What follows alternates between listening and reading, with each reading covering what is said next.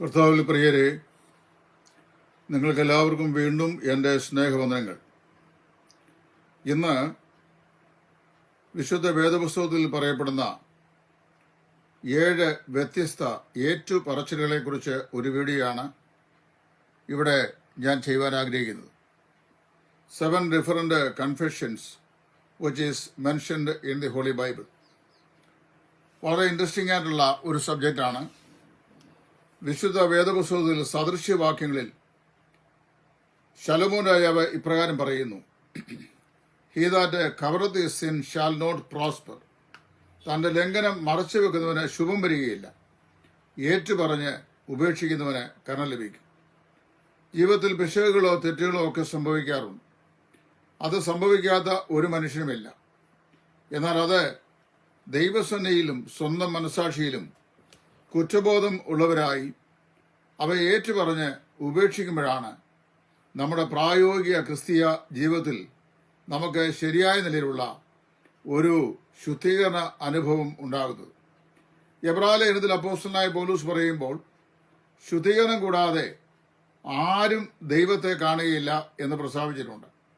നമ്മൾ കർത്താവായ യേശുവിനെ രക്ഷിതാവായി സ്വീകരിച്ചപ്പോൾ ക്രിസ്തു മുഖാന്തരമായി ദൈവത്തെ ദർശിച്ചവരാണ് നാം. അങ്ങനെ ആയിരുന്നാലും നമ്മുടെ അനുദിന ക്രിസ്തീയ ജീവിതത്തിൽ ദൈവത്തെ നിരന്തരമായി കണ്ടുകൊണ്ട് ജീവിക്കേണ്ടവരാണ് വിശ്വാസികൾ. അങ്ങനെ ദൈവത്തെ നിരന്തരമായി കണ്ട് ദൈവത്തിൽ ആശ്രയിച്ച് അവിടുത്തെ മുഖപ്രകാശം തേടി കർത്താവിനോട് ആലോചന ചോദിച്ച് ജീവിക്കേണ്ട നമ്മുടെ ആത്മീയ ക്രിസ്തീയ ജീവിതത്തിൽ ശുദ്ധീകരണം കൂടാതെ ദൈവത്തെ കാണുവാൻ ആർക്കും സാധിക്കുകയില്ല. വിശുദ്ധ ബൈബിളിൽ 7 ഇടങ്ങളിലായി സൂചിപ്പിച്ചിട്ടുള്ള 7 വ്യത്യസ്ത ആളുകളുടെ പാപം ഏറ്റുപറച്ചിൽ, അതാണ് ചുരുങ്ങിയ വാക്കുകൾ ഞാനിപ്പോൾ ഓർപ്പിക്കുവാൻ ആഗ്രഹിക്കുന്നു. പുറപ്പാട് പുസ്തകം 9-ാം അധ്യായത്തിന്റെ 27-ാം വാക്യത്തിൽ ഇസ്രായേലിനെ കഠിനമായി പീഡിപ്പിച്ച ഫറവോ രാജാവിന്റെ ദേശത്ത് നിരന്തരമായ പീഡനങ്ങൾ ഉണ്ടായിക്കഴിഞ്ഞപ്പോൾ, ബാധകൾ ഉണ്ടായിക്കഴിഞ്ഞപ്പോൾ നാം വായിക്കുന്നത് ഫറവോൻ മാനസാന്തരപ്പെട്ടു.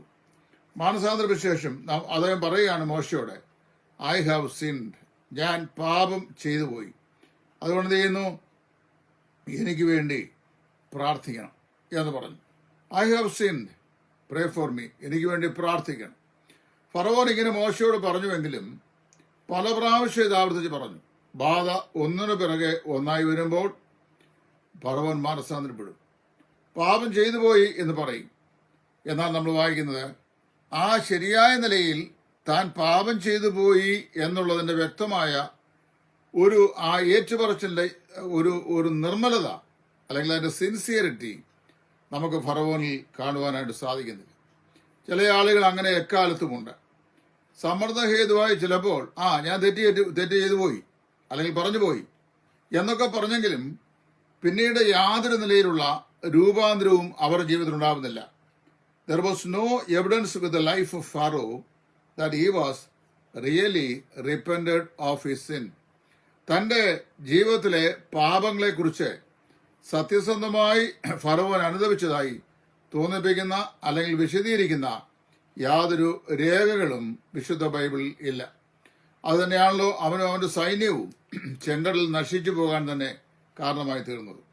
അപ്പോൾ ഫറവോന്റെ മാനസാന്തരം എന്ന് പറയുന്നത് യഥാർത്ഥ മാനസാന്തരം ആയിരുന്നില്ല. ഇനി 2 സംഖ്യാപുസ്തകം 23-ാം അധ്യായത്തിന്റെ 10-ാം വാക്യം അവിടെ വായിക്കുമ്പോൾ, ദൈവജനമായ ഇസ്രായേലിനെ ശപിക്കാൻ കൈക്കൂലി വാങ്ങിച്ചുകൊണ്ട്, ബാറാക്കിന്റെ കൈക്കൂലി വാങ്ങിച്ചുകൊണ്ട് ഇസ്രായേൽ ജനതയെ ശപിക്കാൻ കൂലിത്തൊഴിലാളിയായി പോയ ബിലയാമിനെ കുറിച്ച് നമ്മൾ വായിക്കുന്നുണ്ട്. ബിലയാം എന്ന് പറയുന്നത് ഒരു ഡബിൾ മൈൻഡഡ് മാൻ ആണ്. യാക്കോബിന്റെ ലേഖനപ്രകാരം പറഞ്ഞു കഴിഞ്ഞാൽ, a double minded man is unstable in all his ways. ഇരുമനസ്സുള്ള മനുഷ്യൻ തന്റെ വഴിയിലൊക്കെയും അസ്ഥിരനാകുന്നു. അവൻ വാസ്തവത്തിൽ എന്താണ് ചെയ്തത്? അവൻ ജനത്തെ ശപിക്കാൻ പണം വാങ്ങി പോവുകയാണ്, കൈക്കൂലി വാങ്ങിച്ചു പോവുകയാണ്. ചില ആളുകൾ അങ്ങനെയാണ്. ആരെങ്കിലും എന്തെങ്കിലുമൊക്കെ ഒന്ന് കൊടുത്താൽ അവർ കൊടുക്കുന്ന നക്കാപ്പീച്ച കൊണ്ട് അത് വാങ്ങി ഏത് നിരപരാധിയെയും ചീത്ത പറയാനും, അവനെ ശപിക്കാനും പ്രാകാനും, അവനെ കഷ്ടനഷ്ടങ്ങൾ വരുത്താനും, അവനെ ഭീഷണിപ്പെടുത്താനും ഉപദ്രവിക്കാനും ഒക്കെ പോകുന്ന ആളുകളുണ്ട്.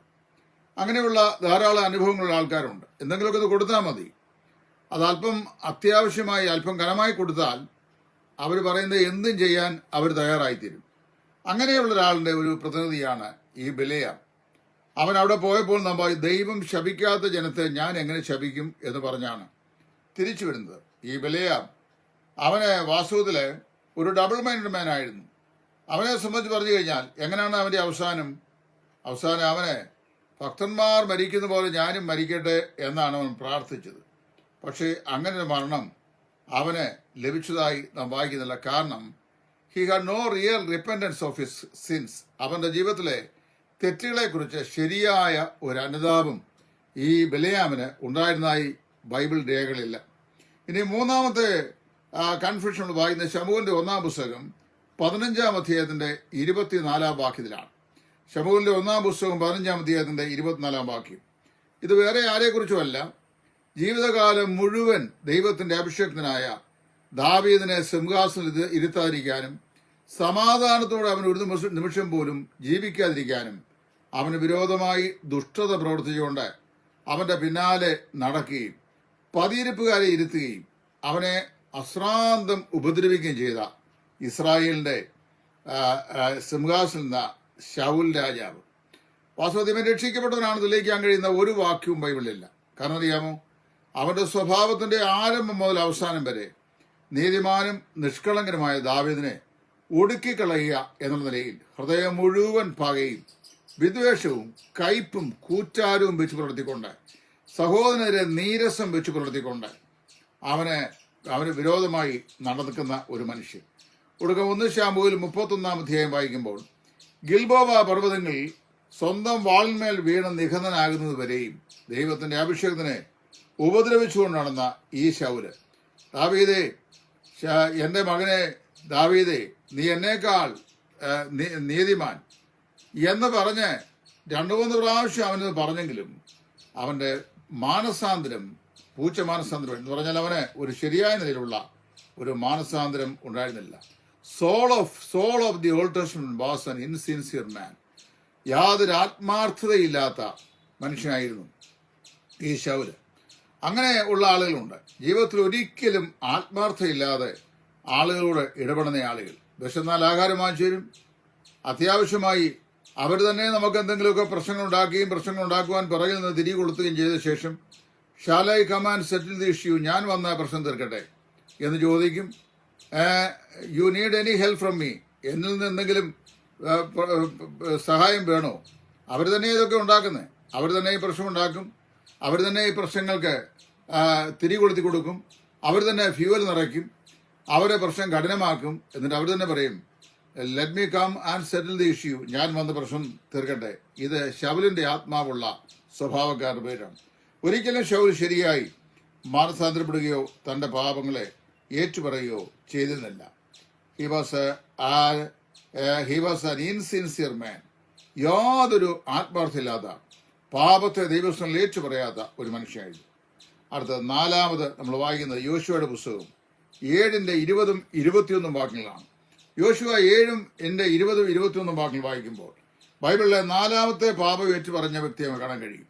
മറ്റാരുമല്ല, ആഖാനാണ്. ഇസ്രായേലിലെ യുദ്ധത്തിലെ സമയത്ത്, യെരിഹോവിലെ യുദ്ധസമയത്ത് ശപഥാർപ്പിത വസ്തുക്കൾ ആരും എടുക്കരുത് പറഞ്ഞു കഴിഞ്ഞപ്പോൾ ശപഥാർപ്പിത വസ്തുക്കളിൽ വെള്ളിയും പൊന്നും വിലയേറിയ ബാബിലോന്യ മേലങ്കിയും അപഹരിച്ചു കൊണ്ടുവന്ന് പാർക്കുന്ന കൂടാരത്തിന്റെ തറയിൽ കുഴിച്ചിട്ട വിദ്യയൊക്കെ നിങ്ങൾ നോക്കണം. വെള്ളി, സ്വർണം ഏറ്റവും അടിയിലും അതിൻ്റെ മുകളിൽ വെള്ളിയും അതിൻ്റെ മേളിൽ ബാബിലോന്യ മേലങ്കിയും. ദൈവം നൽകിയ തുച്ഛമായ ശമ്പളമോ അല്ലെങ്കിൽ കോൺട്രാക്ട് സൈൻ ചെയ്തപ്പോൾ തരാം എന്ന് ബോസ് പറഞ്ഞ ശമ്പളമോ കൂടാതെ അനധികൃതമായ പണവും അയോഗ്യമായ മാർഗത്തിലുള്ള സമ്പാദ്യവും അപഹരിച്ചതും എല്ലാം കൊണ്ടുവന്ന് കുഴിച്ചിട്ട ശേഷം ഒരു ബാബിലോന്യ മേലങ്കി ചുറ്റി അതിന് മുകളിലിരിക്കുന്ന ഭക്തി പ്രകടനമാണ് ഈ പറയപ്പെട്ട ആഖാനിൽ നമ്മൾ കാണാൻ കഴിയുന്നത്. ഒടുക്കം എന്ത് ചെയ്തു? ഇസ്രായേൽ പരാജയപ്പെടാനുള്ള കാരണം നാം നോക്കി കഴിഞ്ഞപ്പോൾ ശപഥാർപ്പിത വസ്തു ആരോ മോഷ്ടിച്ചായിട്ട് യോശുവയ്ക്ക് മനസ്സിലായി. പിടിക്കപ്പെട്ടു. കുലമായി കുടുംബമായി തെരഞ്ഞു. ഒടുക്കം സഹ്യകുലത്തിൽ വന്നു. ആഖാനെ പിടിച്ചു. അവന്റെ പാളയത്തിനകത്ത്, കൂടാരത്തിനകത്ത് അവനെ അപഹരിച്ച വസ്തു കുഴിച്ചിട്ടിരിക്കുകയാണ്. പ്രിയമുള്ളവരെ, മറ്റുള്ളവൻ്റേത്, നമ്മുടെ അല്ലാത്തൊരു സാധനം, അപകരണ വസ്തു, അത് അപകരിച്ച ശേഷം അത് കുഴിച്ചിട്ടിട്ട് മേനിയുള്ള വസ്ത്രം ധരിച്ച് ഞാൻ നീതിമാൻ, ഞാൻ ഭക്തൻ, ഞാൻ യോഗ്യൻ എന്ന് പറഞ്ഞ് നടക്കുന്ന ആളുകളുടെ ഒരു പ്രതീകമാണ് ഈ കള്ളനായ ആക്കാൻ. ആക്കാന് ഇത് കുഴിച്ചിട്ട് സ്വന്തം കൂടാരത്തിനകത്തുനിന്ന് അവരൻ്റെ വസ്തുക്കൾ നിലവിളിച്ചുകൊണ്ടിരിക്കുക. ശുഭം വരുമോ? ഒരിക്കലും വരികയില്ല. കള്ളം ഏത് നിലയിൽ കാണിച്ചാലും അത് കള്ളത്തരം തന്നെയാണ്. അവനെ വായിക്കുന്നു, കല്ലെറിഞ്ഞ് കൊന്നു. അവന്റെ തെറ്റിനെ ഏറ്റു പറഞ്ഞെങ്കിലും അത് ഔട്ട് ഓഫ് ടൈം ആയിരുന്നു, സമയം കഴിഞ്ഞു പോയിരുന്നു, അവന് കൊല്ലപ്പെട്ടു.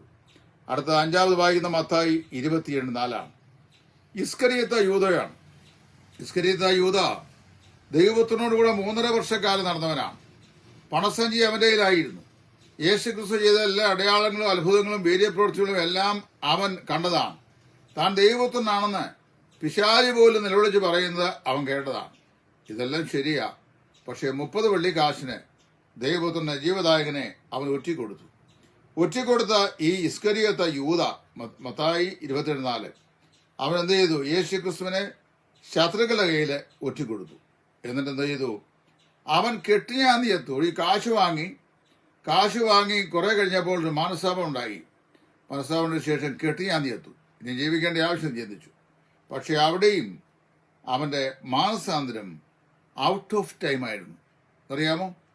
സമയം കഴിഞ്ഞു പോയ ശേഷമാണ് അതൊരു ശരിയായ മാനസാന്തരമായി കാണാൻ കഴിയുന്നത്.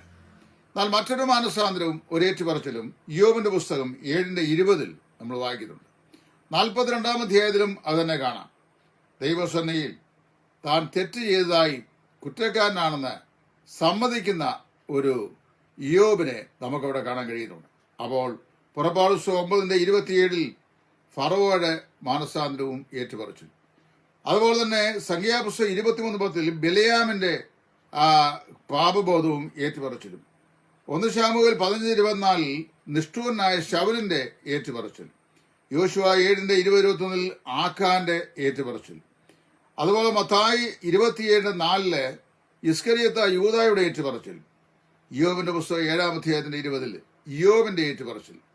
ഇതെല്ലാം നമ്മൾ സൂക്ഷ്മമായി പരിശോധിച്ചാൽ 7ാമത്തെ ഒരു കൺഫെഷനാണ് ഏറ്റവും ശരിയായ ഏറ്റുപറച്ചിലായി നമുക്ക് കാണാൻ കഴിയുന്നത്.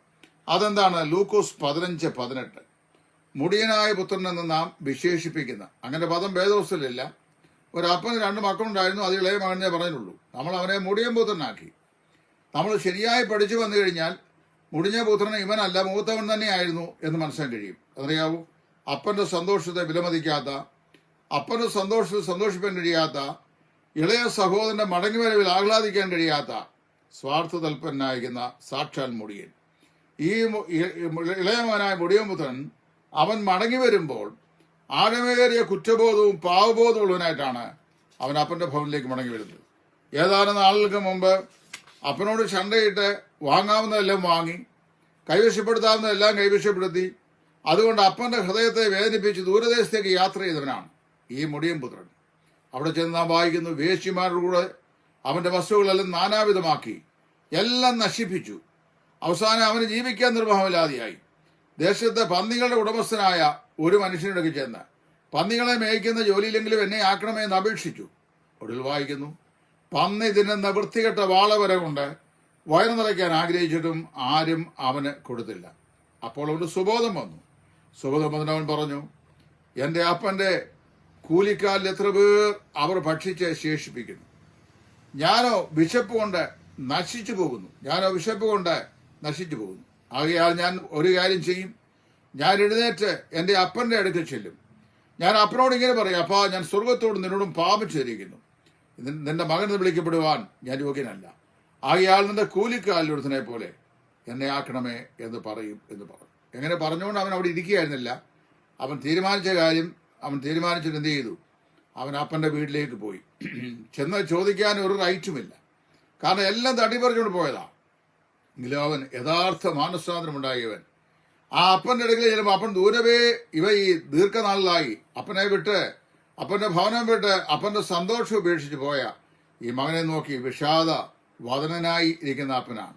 താൻ ദൂരവേ നോക്കിയപ്പോൾ വാതുക്കൽ ഇതാ അവന്റെ മകൻ അവന് മുഷിഞ്ഞ വസ്ത്രവും ധരിച്ച് വരുന്നു. കഴിഞ്ഞ കാലങ്ങളിൽ അവന്റെ ജീവിതശൈലി അങ്ങനെയായിരുന്നു. അവന് ഓടിച്ചെന്ന് അവനെ കെട്ടിപ്പിടിച്ച് ചുംബിച്ച് അവനെ കൂട്ടിക്കൊണ്ടുവന്ന് അവന്റെ ദാസന്മാരുടെ വേഗത്തിൽ അവന്റെ വസ്ത്രം മാറി അവനെ കഴുകി അവന്റെ കാലിന് ചെരുപ്പും കൈകൾക്ക് മോതിരവും ഇടുവാനും വളരെ ആഘോഷപരമായി വിരുന്ന് ഒരുക്കുവാനും കൽപ്പിച്ചു.